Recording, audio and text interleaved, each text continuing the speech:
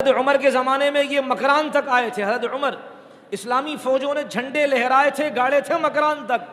قندابیل ایک جگہ ہے, وہاں آگے نہ آ سکے کہ پانی نہیں تھا, گھاس پھوس چارہ مارا نہیں تھا, لہذا اسلامی لشکر تو کو تکلیف تھی, پانی نہ ہو, گھاس نہ ہو, ان کے جانوروں کے لیے تو ظاہر بات ہے بڑا مسئلہ ہوتا ہے. فی الحال انہوں نے اس معرکے کو مؤخر کر دیا کہ بعد میں جائیں گے, لڑیں گے. مکران تک کا علاقہ تو حضرت عمر کے زمانے میں فتح ہو گیا.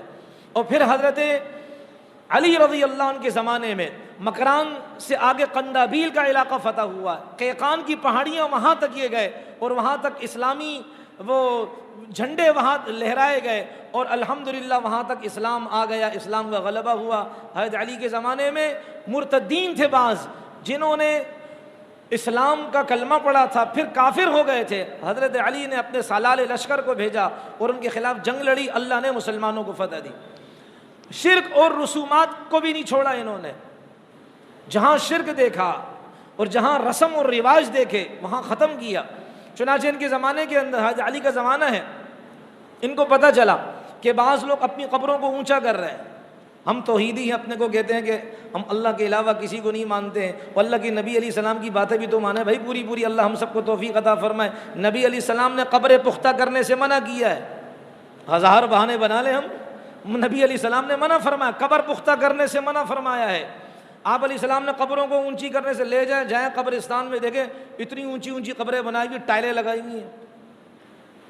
بھائی اب اس کی ضرورت ان کو نہیں, اس کی ضرورت وہ زندہ ہیں ان کو ہیں. ان کو کس چیز کی ضرورت ہے؟ ان کو ایصال ثواب کی ضرورت ہے. روز پڑھ کر ان کے لیے ایصال ثواب کریں, روز پڑھ کر ان کے لیے استغفار کریں, قرآن پاک کی کچھ آیتیں پڑھ کر ایصال ثواب کریں. معذرت چاہتا ہوں, ہمیں تو آج کل اپنے میت سال میں ایک دفعہ یاد, ہاں آج کی تاریخ کو ہمارے مرحوم کا انتقال ہوا تھا, چلو مولوی صاحب دعا فرما لیجیے گا. یہ کتنی بے وفائی ہے, ہم اپنے مرحوم کو سال میں ایک دفعہ یاد کرتے ہیں. بھائی ہمارا مرحوم تو وہ ہے کہ ہم پل پل اس کے لیے دعاؤں کا اہتمام کریں, نہیں تو 5 وقت کی فرض نمازیں ہیں, اس کے بعد دعاؤں کا اہتمام کریں. صرف اتنا کہہ دیا, اے اللہ ان کو معاف فرما, اے اللہ ان پر رحم فرما, اے اللہ ان کے گناہوں کو معاف فرما, بخشش فرما, مغفرت فرما. اللہ پہاڑ برابر ثواب اس کی قبر میں اتار دیتے ہیں. اس میں کتنی دیر لگتی ہے بھائی. تو حضرت علی رضی اللہ تعالیٰ عنہ کو پتہ چلا کہ لوگ قبروں کو اونچا بنا رہے ہیں اور اسی طرح لوگ مجسمے بنا رہے ہیں. یہ مجسمہ سازیاں یہ شرک کی علامتیں ہیں, مجسمہ سازیاں شرک کی علامتیں ہیں.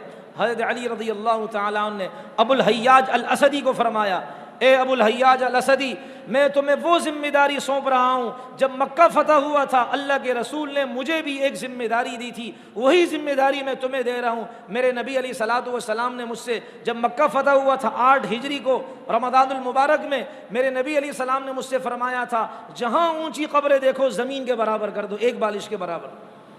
جہاں مجسمے دیکھو توڑ دو مجسموں کو.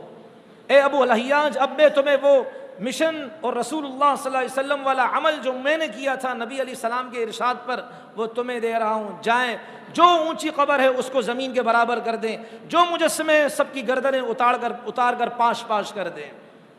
اور حضرت علی کو پتہ چلا کہ بعض لوگ زندیق اس کو کہتے ہیں, بظاہر تو اسلام کا لبادہ اندر کافر ہو اور اسلام کی آیتیں اپنی خواہش کے مطابق بیان کرے, اپنے گندے نظریے کو اس سے ثابت کرنے کی کوشش کرے.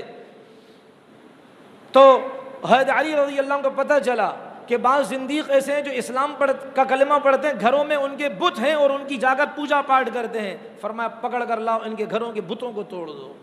حضرت علی کے زمانے میں ایران کے بادشاہ کی بیٹی جو کابل آ گئی تھی, پھر کابل سے وہ دوسرے علاقے کے اندر منتقل ہوئی, تو اور پھر وہاں اس نے اپنا جتھا بنایا مسلمانوں سے لڑنے کے لیے. حضرت علی رضی اللہ تعالیٰ عنہ نے اپنے ایک سپہ سالار کو بھیجا, خویلد بن فاس کو بھیجا, جائیں آپ ان سے مقابلہ کریں. جنگ جیت گئے, وہ شہزادی قید میں آئی. حضرت علی رضی اللہ تعالیٰ نے فرمایا میں تمہارا نکاح اپنے بیٹے حسن سے کرنا چاہتا ہوں. نے کہا نہیں, میں نے نکاح کرنا ہے آپ سے کرنا ہے, میں ایسے آدمی سے نکاح نہیں کرتی جو کسی کا ماتحت ہو. آپ امیر ہیں, بڑے ہیں, وہ تو آپ کے حکم کا تابع ہے, میں چاہتی ہوں کہ ایسے سے نکاح کروں جو کسی کے حکم کا پابند نہ ہو. حضرت علی نے فرمایا میں بزرگ اور بوڑھا ہوں لہذا میں آپ سے نکاح نہیں کر سکتا. کہا نہیں میں نے کرنا ہے تو آپ سے. پھر اسی مجمع میں چونکہ اسلام تو پھیل رہا تھا, غالب ہو رہا تھا, تو اسی کے علاقے کا اسی کا کزن, اس لڑکی کا کزن وہاں موجود تھا جو مسلمان تھا. اس نے کہا جی میں امیر المومنین سے شادی کرنے کو تیار ہوں. تو حضرت علی نے فرمایا نہیں، اس کی اپنی مرضی ہے، یہ آزاد ہے، جس سے چاہے شادی کرے، جہاں چاہے جائے، ہم اس پر کوئی روک ٹوک نہیں کرتے، کوئی پابندی نہیں کرتے. یہ ہے اسلام کا حسن، اسلام کی خوبصورتی.